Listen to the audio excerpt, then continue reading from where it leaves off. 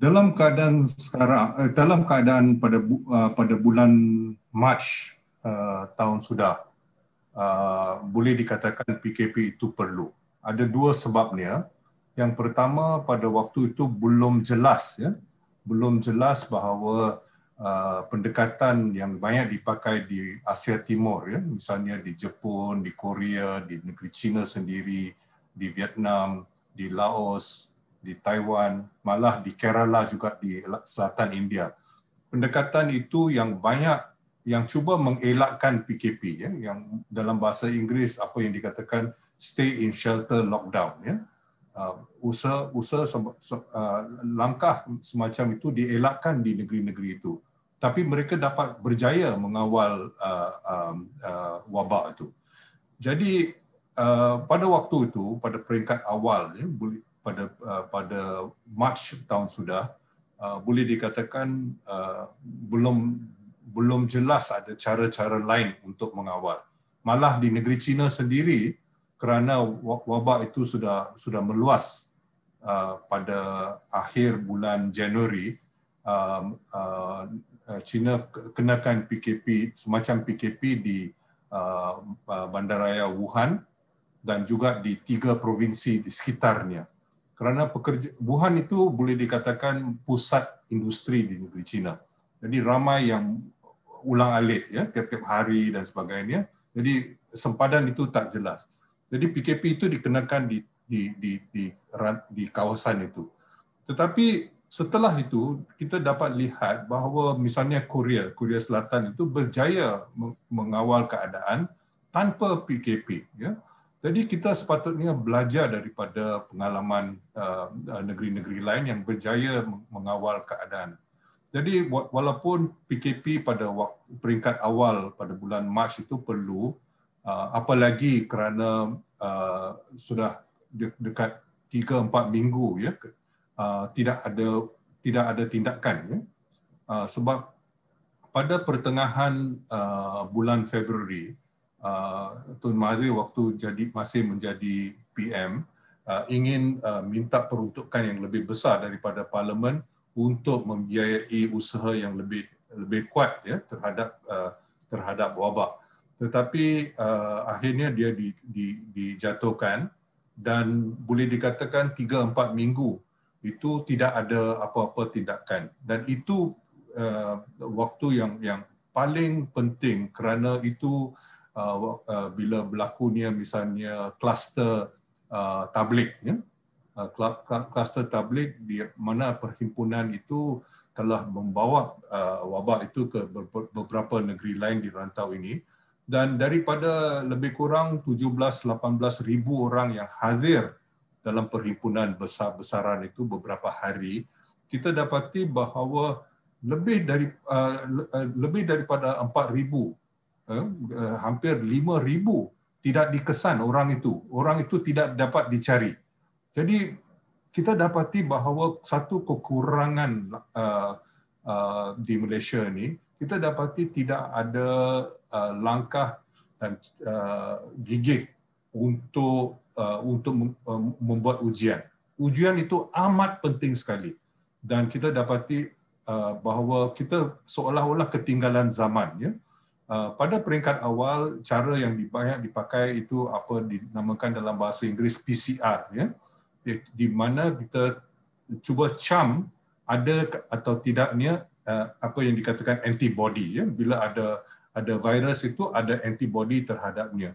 Tetapi antibody itu tidak akan timbul dengan serta-merta. Antibody itu timbul setelah beberapa hari. Jadi kita dapati bahawa sampai sekarang, ramai orang yang sudah kena wabak itu, tapi belum ada tanda lagi, belum ada simptom lagi. Jadi dengan kaedah yang dipakai dulu itu, ramai yang tidak dikesan, ramai orang yang mengidap penyakit itu tidak dikesan dengan kaedah lama.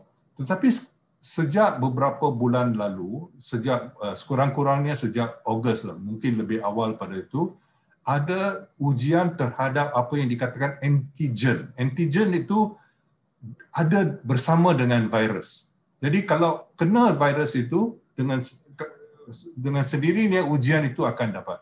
Dan ujian antigen itu kelebihan dia bagi saya 3. Satu, dia jauh lebih murah, ya. Sebab ujian antibody itu agak mahal, ya, di sekitar dekat RM500, ya, sekali buat. Jadi antigen itu jauh lebih murah, ya, bergantung pada sumber kita dapat ujian itu. Yang kedua, kita dapat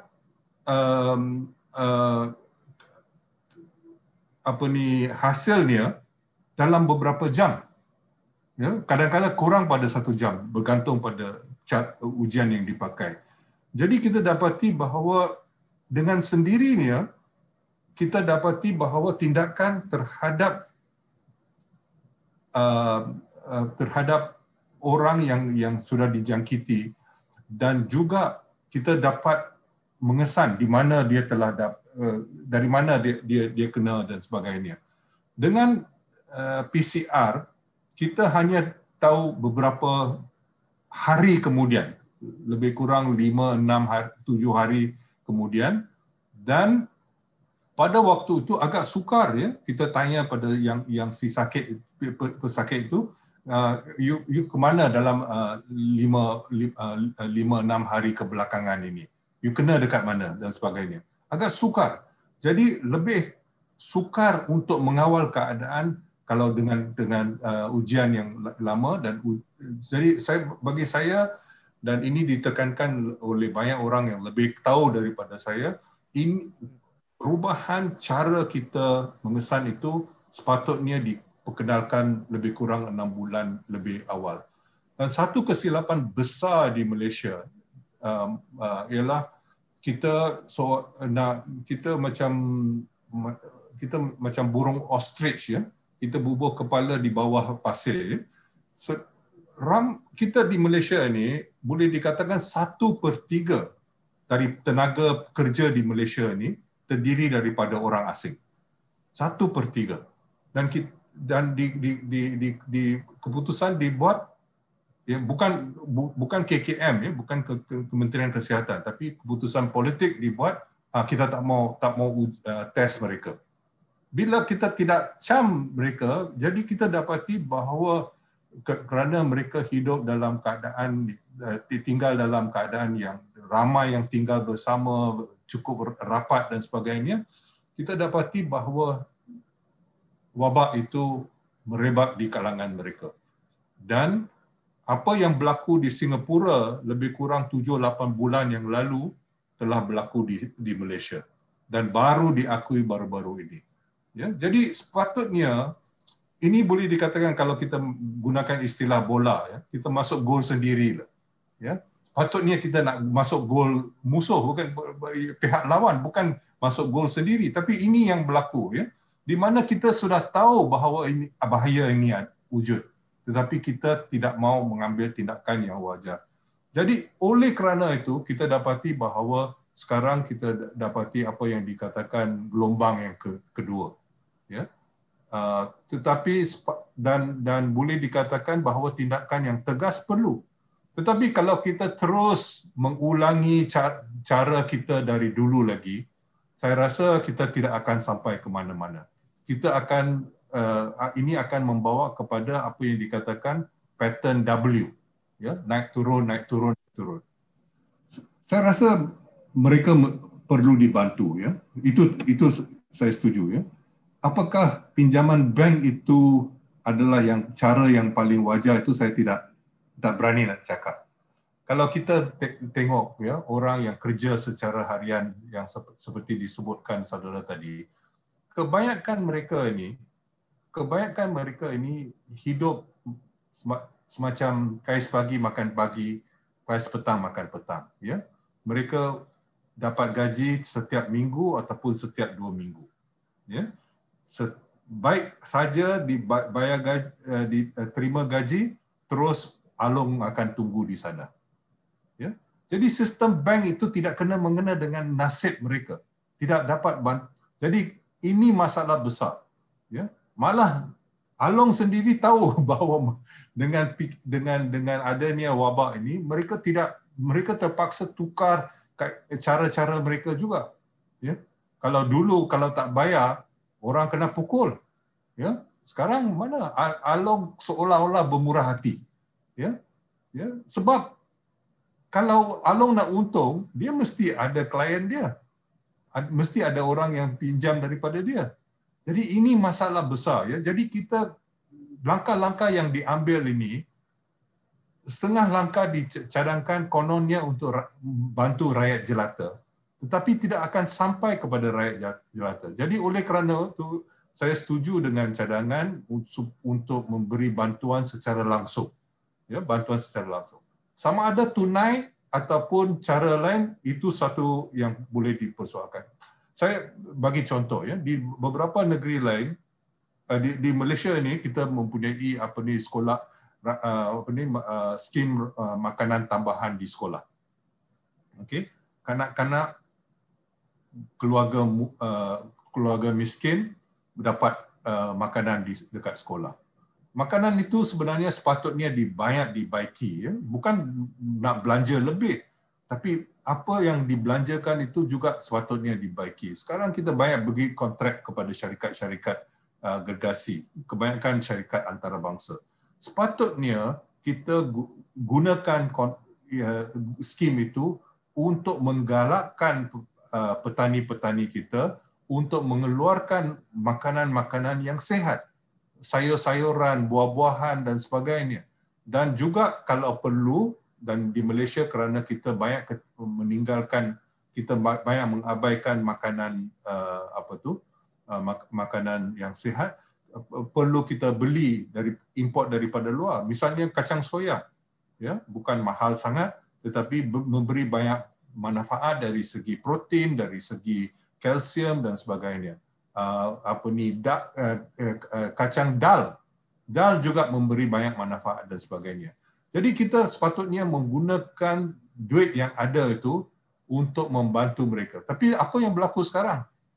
Ramai orang dari kajian yang pernah dilakukan oleh beberapa orang, kita dapati bahawa kalau mereka dapat makan di rumah, tak semestinya terjamin, kerana ibu bapa pun menghadapi kesulitan. Tapi kalau dapat makan apa? Makan mi segera. Mi segera yang khasiatnya selain daripada karbohidrat, tak ada banyak khasiat. Ya? Jadi ini masalah besar. Ya? Jadi sepatutnya kita mempunyai satu kaedah pendekatan, apa yang saya katakan sebagai satu pendekatan yang melibatkan seluruh pemerintahan, seluruh kerajaan. Bukan hanya KKM dengan Kementerian Dalam Negeri. Ya? Hal ehwal dalam negeri, kita sepatutnya melibatkan seluruh kerajaan untuk menyusun misalnya pengangkutan awam, banyak-banyak soal-soal lain. Ini dilakukan misalnya di Korea, di Vietnam dan sebagainya. Vietnam itu jauh lebih miskin daripada Malaysia. Jadi sepatutnya kita mempunyai satu pendekatan yang jauh lebih menyeluruh dan sebagainya. Tapi kita di sini, kita banyak hanya mengikuti apa yang berlaku dekat Amerika Syarikat, apa yang berlaku dekat UK. Ya? Dan kita suka kerana keadaan di sini lebih baik daripada Indonesia misalnya.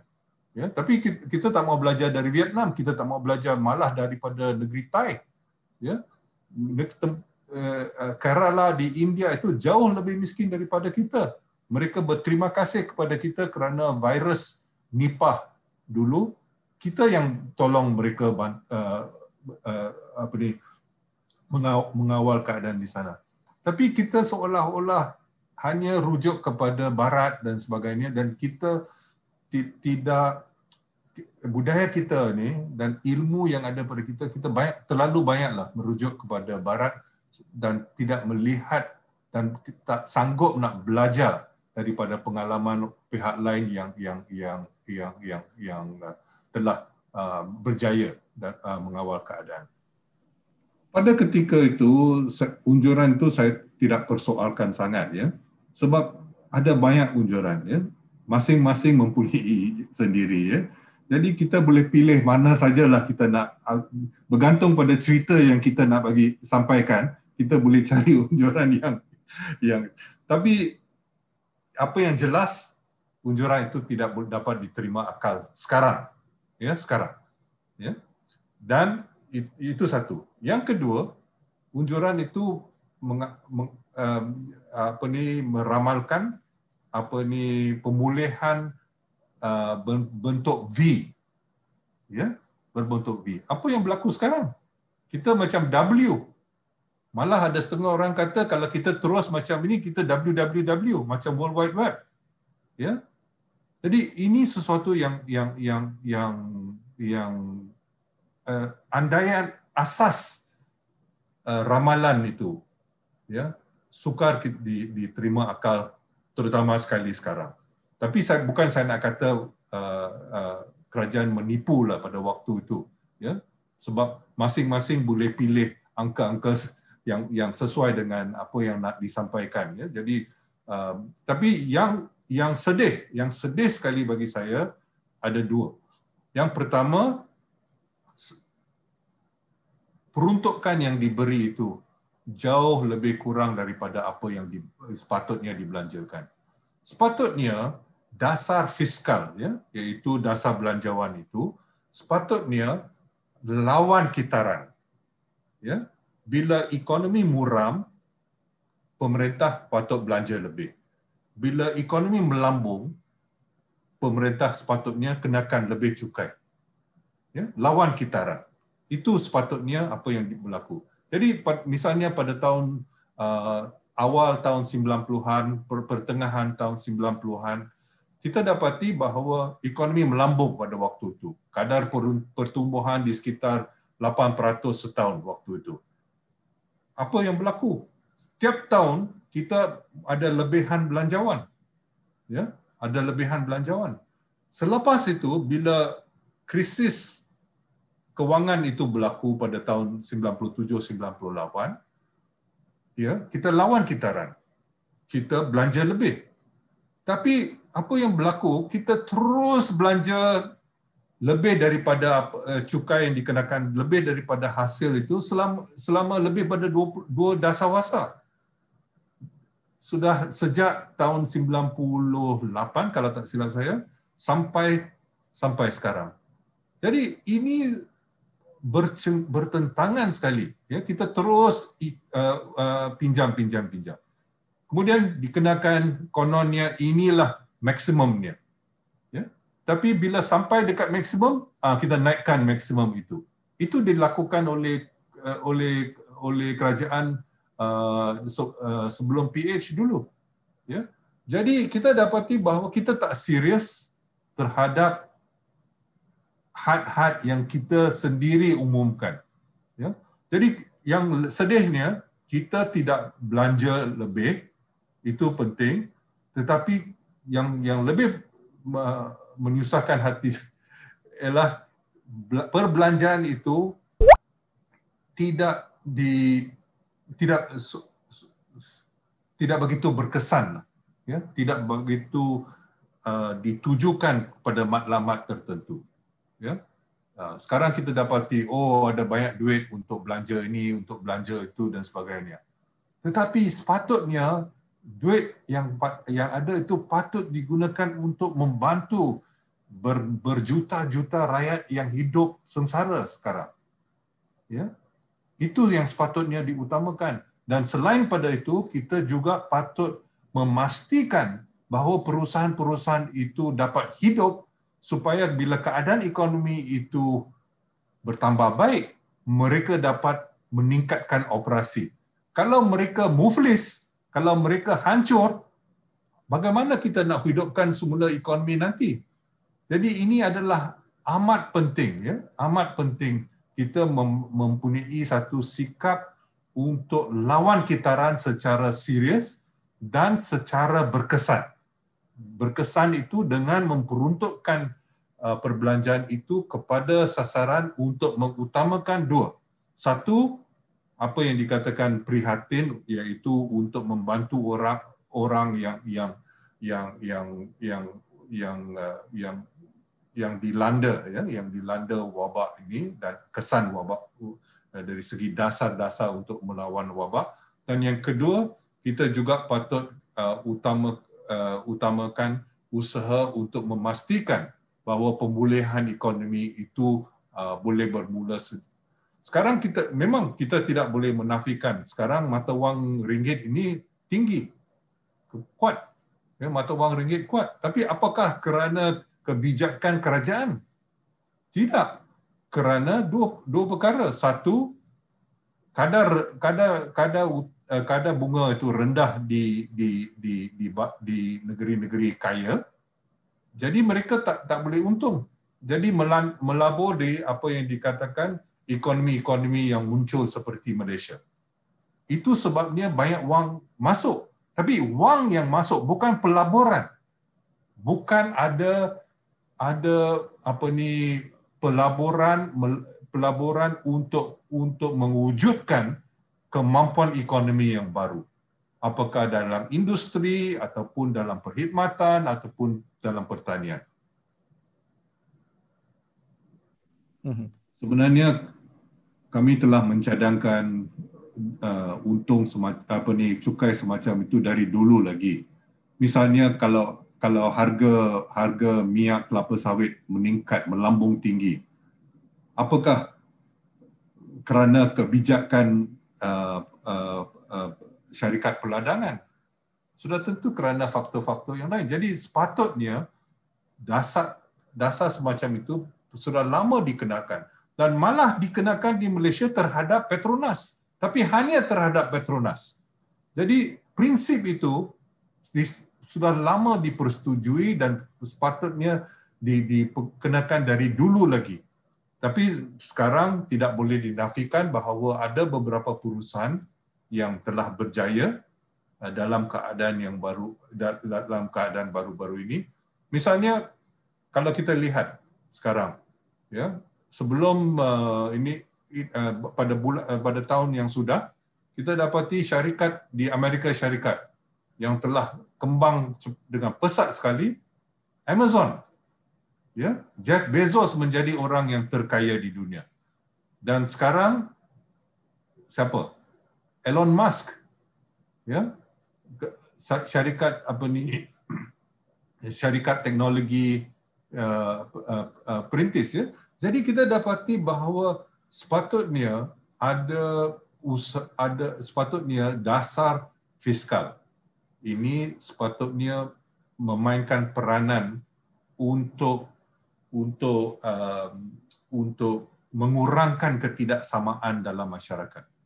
Tapi boleh dikatakan bahawa malangnya di Malaysia ni semenjak tahun 60-an lagi, ya, teman saya yang sudah lama meninggal, Profesor Ismail Saleh, pernah menunjukkan pada tahun 60-an dan pada tahun 70-an, ya, kita dapati bahawa ketidaksamaan ekonomi setelah cukai dikenakan lebih teruk daripada sebelum cukai dikenakan. Ya? Dan ini bertambah teruk lagi mulai tahun 80-an. Kerana kadar-kadar cukai pendapatan itu dikurangkan dan kita dapati peranan cukai penggunaan seperti SST, GST itu dinaikkan. Ya, bertambah penting. Jadi kita dapati dari segi pencukaian, cukai itu memang tidak adil, ya, pada keseluruhannya, ya. Dan satu lagi dari segi perbelanjaan, kita juga dapati bahawa dari dulu lagi ada seorang namanya Jacob Meerman telah menunjukkan bahawa dari segi perbelanjaan kerajaan juga, perbelanjaan kerajaan lebih memberi manfaat kepada mereka yang berada daripada rakyat jelata. Memang tidak seteruk Amerika Syarikat misalnya, ya, memang tidak, kita tidak boleh menafikan. Tetapi apakah kayu ukuran kita sentiasa Amerika Syarikat ataupun Britain, negeri-negeri barat yang paling teruk sekali dalam hal-hal ketidaksamaan dan sebagainya. Jadi sepatutnya kita patut memikirkan alternatif-alternatif, ya, dengan melihat ke seluruh dunia, bukan hanya rujuk kepada Amerika Syarikat dan Britain saja. Sebenarnya wawasan 2020 itu sudah boleh dikatakan dianaktirikan, ya, semenjak tahun 1998 akibat daripada perselisihan politik antara Mahathir dengan Anwar. Ya, itu jadi mangsa besar perselisihan itu ialah wawasan 2020. Boleh dikatakan wawasan 2020 itu merupakan satu pembaruan, ya. Kalau kita lihat dari segi kesinambungan, ya, kita lihat misalnya pada tahun 47 lagi, ya, dalam usaha untuk mencapai kemerdekaan, ya, Putra, iaitu Pusat Tenaga Rakyat yang dipimpin oleh almarhum Dr. Burhanuddin Al-Helmi, telah bekerjasama dengan AMCJA, ya, All Malayan Council Joint Action, dan mereka telah mengemukakan apa yang dikatakan perlembagaan rakyat, ya. Dan perlembagaan rakyat itu agak mudah, ya, bukan satu perlembagaan lengkap seperti yang ada pada kita sekarang, tetapi prinsip-prinsip ada dalam dokumen itu, dan antara lain kita dapati bahawa soal mewujudkan apa yang dikatakan sebuah bangsa Melayu. Sebab konsep pada waktu itu ialah ini adalah tanah Melayu. Tapi apa itu Melayu? Bagi mereka, ya, bagi mereka Melayu itu bukan dari segi keturunan ataupun agama dan sebagainya. Melayu itu seperti juga diterima di negeri-negeri lain di rantau ini adalah merujuk kepada satu konsep yang lebih luas. Misalnya Jose Rizal, ya, yang pemikir agung di Filipina. Dia mengaku diri dia pada abad ke-19 Masehi lagi. Dia mengaku diri dia orang Melayu. Ya. Dia bukan orang Islam. Ya, tapi dia keturunan Cina, ya, tapi dia mengaku dirinya sebagai orang Melayu. Jadi bagi dia, orang Melayu ialah orang rantau ini yang memperjuangkan kemerdekaan.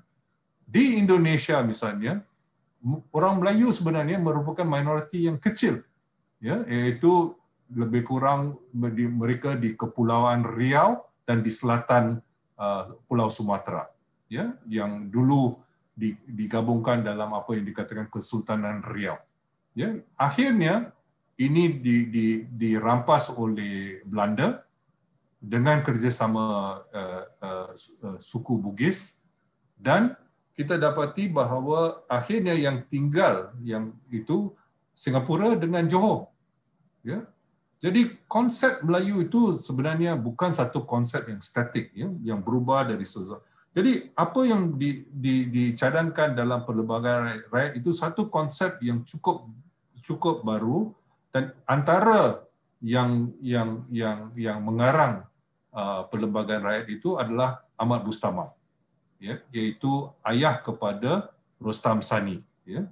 Sebab Ahmad Bustamam itu nama berjuang dia, ya. Nama sebenarnya adalah Abdullah Sani bin Raja Kecil, ya. Jadi anak dia Rostam Sani bersama dengan Ismail Saleh yang saya sebut tadi, dan seorang lagi iaitu Nordin Sopi, yang semuanya kerja di ISIS, ya, Institute of Strategic and International Studies. Mereka mengarang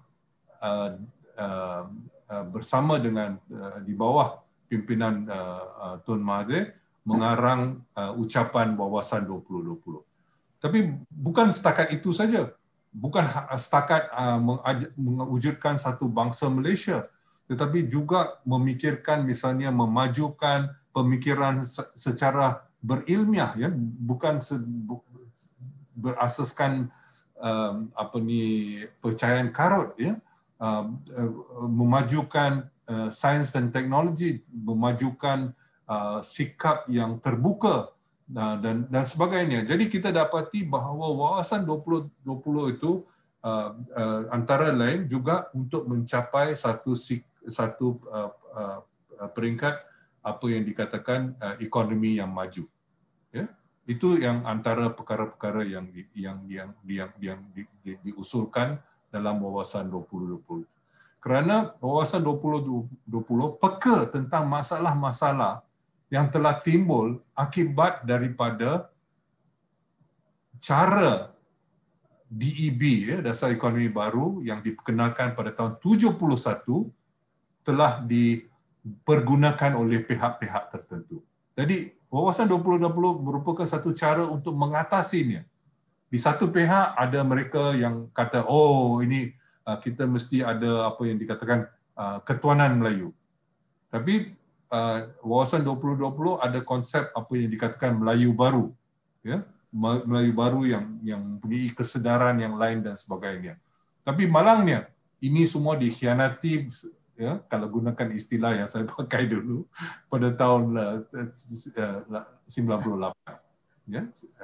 Jadi sejak itu boleh dikatakan orang tidak kisahkan ialah anak murid dekat sekolah itu nyanyikan lagu wawasan 2020, hafal apa itu sasaran dia dan matlamat dia dan sebagainya. Tetapi secara serius boleh dikatakan bahawa itu telah diketepikan. Malah bila Tun Mahathir kembali sebagai pemimpin dan Perdana Menteri yang ketujuh, dia sendiri tidak menimbulkan soal wawasan 2020. Ya, jadi ini bagi saya itu satu kerugian besar bagi Malaysia. Kerana bagi saya banyak masalah-masalah kita pada hari ini adalah akibat daripada hilangnya satu boleh dikatakan pedoman. Ya, wawasan 2020 itu boleh kita takrifkan sebagai satu pedoman bagi pemuja bangsa Malaysia. Jadi kita dapati misalnya masalah antara Semenanjung dengan Sabah dan Sarawak misalnya masih belum selesai. Lebih daripada 60 tahun selepas Malaysia diwujudkan, ya, masih belum selesai.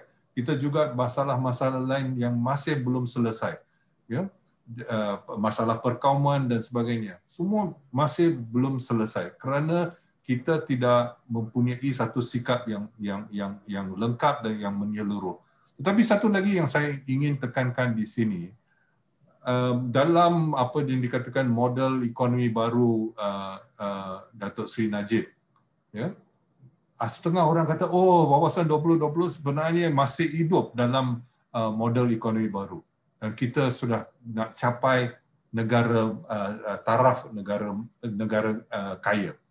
Sebenarnya masyarakat yang maju, sebuah ekonomi yang maju bukan hanya dari segi kekayaan, ya? Dan sebenarnya kita juga secara ikhlas saya mesti mengaku bahawa kita tipu.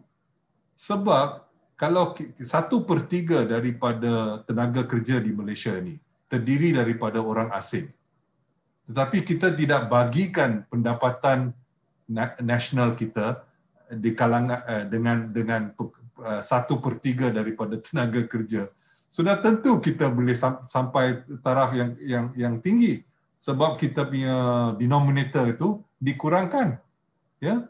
Jadi ini sebenarnya kita menipukan diri kita saja, ya. Bukan kita merasa lebih kaya, lebih makmur, lebih sejahtera, tidak, ya. Kita dari segi angka kita boleh tipu, ya. Jadi sebenarnya bagi saya dasar model ekonomi baru itu dengan wawasan 2020 itu jauh ketinggalan, ya, jauh ketinggalan. Ini semacam kartun lah, ya, daripada kalau kita banding dengan wawasan 2020. Tapi walaupun 2020 sudah lepas, saya rasa cita-cita itu masih relevan bagi masalah yang kita hadapi bersama. Masih relevan. Kesan terhadap kanak-kanak, malah terhadap keluarga, ya, itu cukup besar, ya, cukup besar. Malangnya di Malaysia ini kita belum ada tradisi membuat kajian yang lengkap dan berterusan, ya, terhadap masalah-masalah yang berkaitan dengan ini. Ini satu yang sedih di Malaysia ni, ya. Dan Jabatan Perangkaan telah membuat satu kajian tentang kesan PKP yang pertama itu lebih kurang 4 minggu ataupun 6 minggu setelah PKP itu dikenakan. Tapi malangnya kita dapati walaupun itu dikatakan yang pertama, kajian yang pertama, kita dapati bahawa tidak ada kajian yang menyusul. Ya. Jadi ini saya tidak tahu apa sebabnya. Ya. Tetapi misalnya Datuk Dr. Narimah ya, pernah menyatakan beberapa hari yang lalu, katanya suami yang memukul isteri, ya, kes-kes itu lebih pada 2 kali ganda kalau banding dengan dulu. Ya. Dan banyak masalah-masalah lain yang telah timbul. Ya. Dan kita dapati bahawa malah suami-suami sendiri ini merasa sedih lah, ya, merasa sedih dan merasa hilang makna kepada kehidupan mereka dan sebagainya. Ada orang yang mengaku bahawa ada kes bunuh diri, kes depression dan sebagainya ini banyak meningkat. Itu saya belum melihat angka-angka itu sendiri, jadi saya tak mau komen sangatlah tentang itu. Jadi antara, seperti saudara tanya itu, antara mangsa yang terbesar ialah kanak-kanak. Ya, mereka tidak berdosa tapi menjadi satu mangsa sampingan ya, daripada ini. Jadi kita dapati, saya telah sebut tadi bahawa setengah anak-anak yang pernah dapat makanan tambahan itu sekarang tidak dapat, ya, dan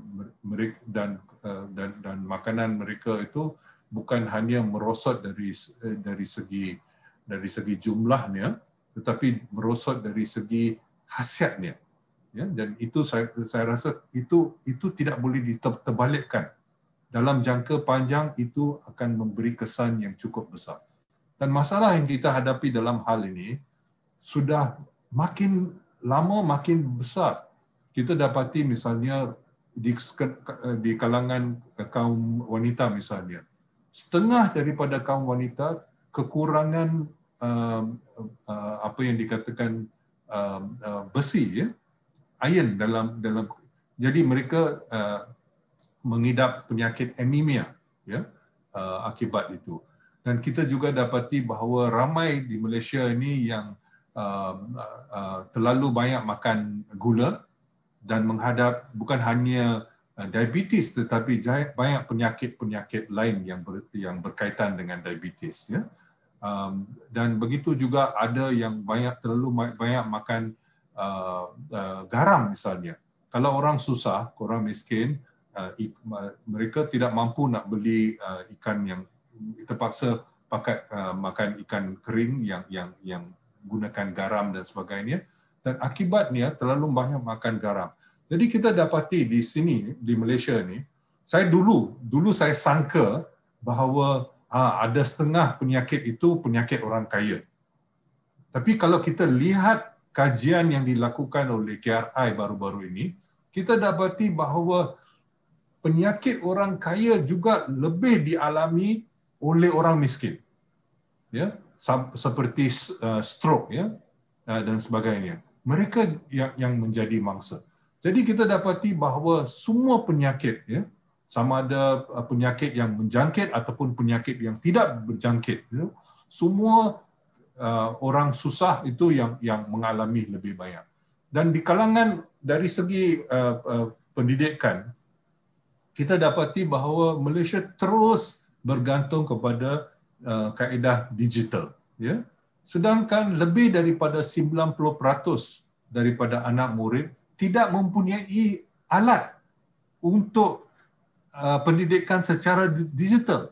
Dia tidak mempunyai laptop, tidak mempunyai smartphone dan sebagainya. Kalau ada smartphone, ibu atau bapa akan pakai itu smartphone itu. Jadi akibatnya kita dapati bahawa generasi yang bersekolah itu boleh dikatakan diabaikan selama ini. Dan sebenarnya ada kaedah lain. Di negeri-negeri lain, mereka menggunakan televisyen, dan di Malaysia ini boleh dikatakan lebih daripada 90% daripada isi rumah mempunyai TV ataupun sekurang-kurangnya radio. Kenapa TV dan radio tidak dimanfaatkan? Ya, TV dan radio sudah lama digunakan untuk pendidikan. Tetapi sekarang kita kononnya nak jadi canggih, nak moden, nak masuk zaman digital, tapi biar lebih pada 90% itu ketinggalan. Ya, jadi kadang-kadang dasar-dasar kita ni tidak memikirkan bahawa nasib orang tidak semua serupa, dan kita sepatutnya memikirkan, ya, dan cuba berusaha sebanyak mungkin supaya tidak ada sesiapa yang tercicir, tidak sesiapa yang ketinggalan. Tapi kadang-kadang dasar-dasar seumpama ini yang lebih mementingkan kecanggihan, lebih mementingkan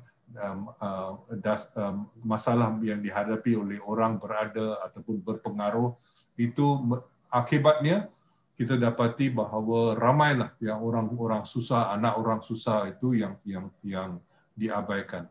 Jadi dari segi kehidupan, dari segi pemakanan, dari segi pendidikan dan sebagainya, kita dapati bahawa anak-anak kita merupakan mangsa yang terbesar, ya, daripada wabak ini. Dan sebenarnya kalau kita lihat, ya, banyak negeri-negeri lain sebenarnya mereka terus sudah, walaupun menghadapi COVID-19, mereka terus ada sekolah dengan mengambil beberapa langkah untuk cuba mencegah penyakit itu. Ya, sepatutnya kita belajar daripada itu. Di Korea misalnya, di negeri China misalnya, di Vietnam sebagainya. Ya, mereka tidak berhentikan sekolah. Ya. Tapi kenapa kita mesti buat demikian di sini? Jadi saya rasa patut kita merendahkan diri, belajar daripada pengalaman orang lain, belajar untuk cara-cara untuk mengatas. Sebab masalah COVID-19 ini tidak akan hilang dengan adanya misalnya vaksin dan sebagainya. Tidak akan hilang dalam jangka pendek ataupun malah mungkin bertahun-tahun, ya, ini akan berlarutan. Jadi kita mesti cari cara, ya, supaya masyarakat kita dan jurang-jurang yang sudah lama wujud dalam masyarakat kita itu tidak bertambah luas. Okay, Prof, this going to be our last questions sebelum kita buka soalan kepada orang awam yang ada dalam kalangan kita ni. Orang awam. Okay. So it's an issue with the foreign workers. Okay, Prof, mengenai ribuan pekerja warga asing di kilang sarung tangan kita ni dah dijangkiti oleh COVID disebabkan layanan buruk oleh majikan mereka. Dan sebahagian besar saham-saham syarikat ini dimiliki oleh GLIC kita seperti KWSP, PNB dan sebagainya. So adakah perlu peranan aktivism shareholders dalam GLIC bagi mengelakkan perkara seperti ini berulang? Biasanya siapa-siapa yang pegang saham dia nak cari untung, ya. Dan ini jauh daripada apa yang diutamakan mereka. Ya. Kalau mereka tidak cari untung, mereka akan dianggap sebagai mereka yang pecah amanah, ya. Jadi jangan haraplah, ya, sistem untuk membaiki kapitalisme bukan dengan cara itu, ya. Tidak ada mana-mana di dunia setahu saya, ya, di mana pemegang saham telah berjaya untuk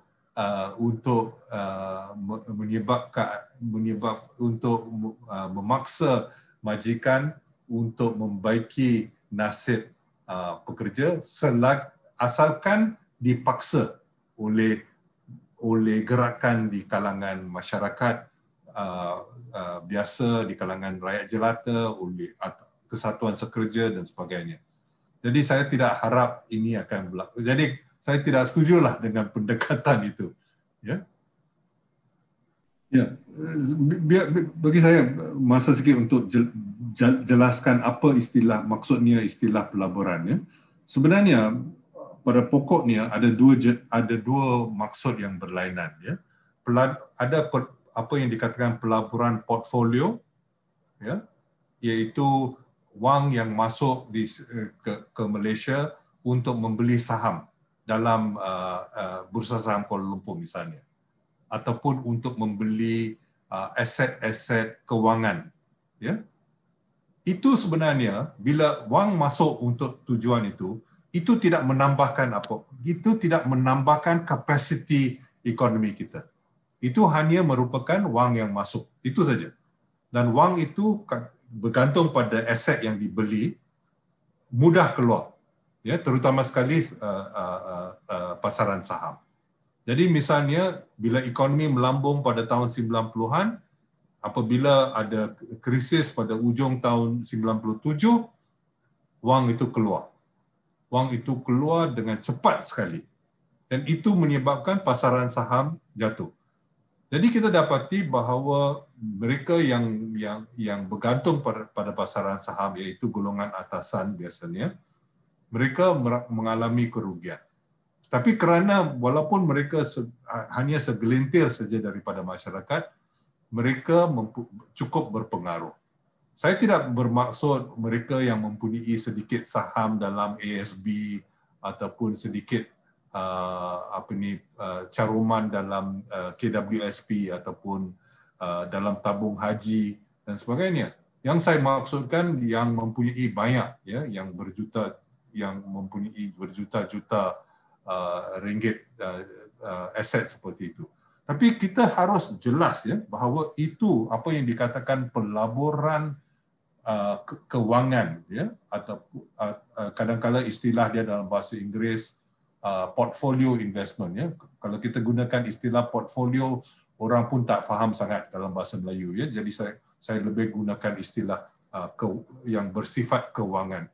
Itu berbeza sekali dengan apa yang dikatakan pelaburan langsung.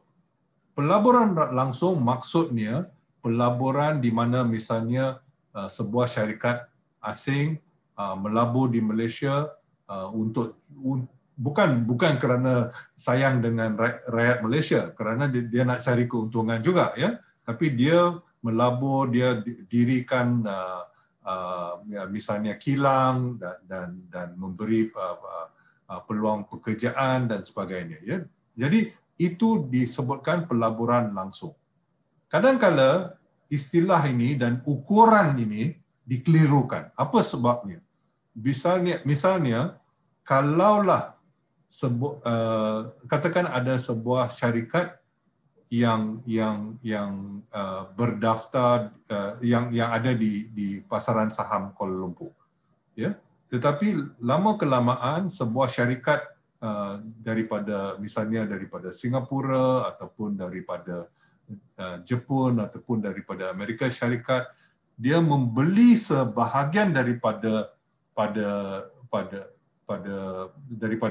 sahamnya sehingga melebihi paras tertentu.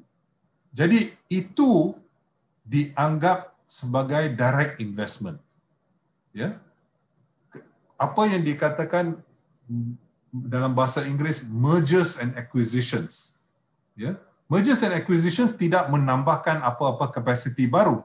Tapi merger ataupun acquisition biasanya bermaksud bahawa pihak asing mengambil alih saham dan kuasa terhadap perusahaan tertentu. Jadi bila saya sebut bahawa wang itu pimai-pimai masuk saja keluar, itu pelaburan yang kewangan itu. Jadi pelaburan yang mewujudkan kapasiti baru, ya, misalnya dulu tak ada kilang yang mengeluarkan misalnya panel solar, ya, sekarang ada banyak kilang yang mengeluarkan panel solar. Tetapi tidak ada satu pun kilang panel solar di Malaysia yang yang dikuasai oleh rakyat Malaysia. Semua adalah syarikat-syarikat asing, sama ada Amerika Syarikat, Eropah ataupun negeri China. Ya. Jadi bagi saya teknologi ini bukan canggih sangat, bukan sesuatu yang kita tidak dapat kuasai. Jadi saya telah lama mengesyorkan supaya kita melabur dan mengembangkan perusahaan yang dapat bersaing pada peringkat antarabangsa kilang-kilang seumpama itu. Dan kita dapat ekspor. Dan ini pernah berlaku dulu misalnya, ini sudah lebih kurang 20-30 tahun dulu. Ada sebuah syarikat Malaysia yang mengeluarkan aircon. Ya, aircon buatan Malaysia. Malaysia merupakan pengekspor aircon yang terbesar di dunia pada tahun ujung tahun 80-an, awal tahun 90-an. Tapi akhirnya syarikat itu dibeli oleh orang lain, oleh pihak asing. Ya. Tapi itu menunjukkan kemampuan teknologi Malaysia. Begitu juga kalau kita lihat misalnya pendapisan minyak kelapa sawit. Sebenarnya orang Barat, terutama sekali dari Eropah, mereka tidak mahu Malaysia mengembangkan, mereka menguasai perladangan kita dulu, ya, sebelum tahun 70-an, tetapi tidak mahu mengembangkan kilang semacam itu. Jadi selepas Malaysia mengambil alih syarikat-syarikat perladangan itu, barulah mereka sedar keuntungan daripada perladangan itu lumayan besar sekali. Tapi nak melabur dalam apa lagi? Jadi mereka melabur membuat kilang. Tapi hasil kilang itu tidak dapat masuk Eropah. Jadi mereka menggunakan kaedah lain, buat perjanjian dengan India, buat perjanjian dengan Rusia, dengan Uni Soviet waktu itu, dengan Pakistan, dengan akhirnya negeri China. Jadi masing-masing negeri-negeri itu juga menghadapi masalah kekurangan mata wang pada waktu itulah, ya, pada tahun 70-an, 80-an. Jadi mereka juga memikirkan cara untuk mengurangkan. Jadi apa yang dikatakan perjanjian itu adalah perjanjian dua pihak. Apa yang dikatakan barter, ya, dia akan import minyak kelapa sawit daripada Malaysia dan mereka mau ekspor barang-barang tertentu. Jadi India misalnya, dasar kita mengimport daging daripada India itu bermula dari sana. Ya, apalagi yang kita nak import daripada India. Ya, jadi daging yang diimport daripada India. Ya. Dan begitu juga dengan yang lain. Tapi itu tahun 70-an, 80-an. Sekarang negeri China, negeri India tidak menghadapi masalah tekanan dari segi tukaran mata wang asing. Jadi bagi mereka ini, kalau nak kita teruskan perjanjian sebuah apa itu tidak begitu menguntungkan mereka. Jadi kita mesti terus adakan pembaruan dari segi teknologi dan sebagainya. Jadi saya cadangkan itu, saya pernah cadangkan juga menjadikan minyak kelapa sawit sebagai biodiesel yang sebenarnya sudah dicapai pada tahun 80-an lagi, tetapi tidak sampai kepada peringkat komersial lagi. Dan malangnya tidak ada usaha yang serius untuk kita galakkan itu. Kita untuk dapatkan biodiesel sebanyak 10% pun ramai orang yang menentang. Ya. Sedangkan Indonesia mereka jauh lebih ke depan kalau banding dengan kita. Jadi kalau kita tidak berani untuk membuat dasar-dasar untuk memupuk industri-industri baru, kita akan ketinggalan. Dan sekarang apa yang Saudara Khairuddin timbulkan tadi, yang menjadi masalah sekarang, kita dapati bahawa kita harapkan, ya, bila Amerika Syarikat dengan Jepun Presiden dan Perdana Menteri minta syarikat-syarikat mereka keluar daripada negeri China. Kita harapkan syarikat itu akan ke sini, tapi tidak. Mereka syarikat-syarikat yang ke Vietnam dan Bangladesh dan tempat-tempat yang lain, tidak ke Malaysia. Sikit sekali yang masuk ke Malaysia. Memang ada 1-2 yang masuk Malaysia, tapi kebanyakan tidak. Dan kilang-kilang dan pusat-pusat yang sudah ada di Malaysia ni juga keluar. Ya, ada yang keluar banyak sekali yang keluar ke Indonesia. Ada beberapa juga yang keluar ke Vietnam dan sebagainya. Jadi ini yang sedih, ya. Pelabur tempatan itu tidak maju, dan pelabur-pelabur asing yang sudah lama diharapkan tidak berminat lagi terhadap Malaysia. Dan ini sudah tentu dengan kurangnya pelaburan, sudah tentu kadar pertumbuhan ekonomi itu akan terjejas.